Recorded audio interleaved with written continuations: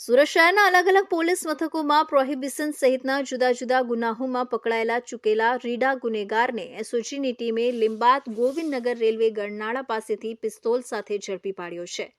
એસઓજીના જણાવ્યા અનુસાર PI AP ચૌધરીની સૂચના અને માર્ગદર્શન હેઠળ સ્ટાફના માણસો પેટ્રોલિંગમાં હતા. તે વખતે મળેલી બાતમીના આધારે લીંબાદ ગોવિંદનગરના રેલવે ગરનાળા પાસેથી રીઢા ગુનેગાર શાહરૂખ ઉર્ફે મસો નૂર આલમ સૈયદને પિસ્તોલ સાથે ઝડપી પાડ્યો હતો. શાહરૂખ સૈયદ અગાઉ રેલવે, લીંબાદ, સચિન અને વરાછા પોલીસમાં પકડાઈ ચૂક્યો છે. એસઓજીએ તેની ધરપકડ કરી પિસ્તોલ આપનારને વોન્ટેડ બતાવ્યો છે.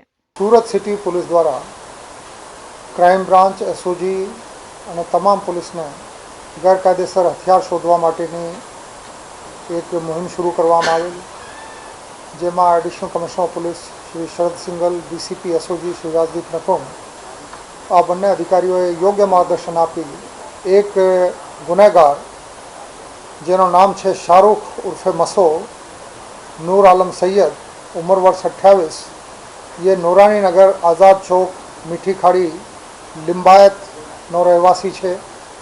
એની પાસેથી એક પિસ્ટલ જેની કિંમત 25,000 રૂપિયા ગણેલી છે, આ ગેરકાયદેસર હથિયાર એની પાસેથી મળી આવેલ છે, તો એની ધરપકડ કરવામાં આવી છે.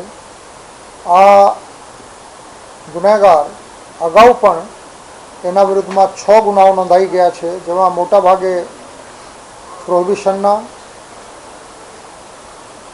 અને હથિયારબંધીના ભંગ કરવાના અને મારામારીના અને ચોરીના આ પ્રકારના ગુનાઓ હતા.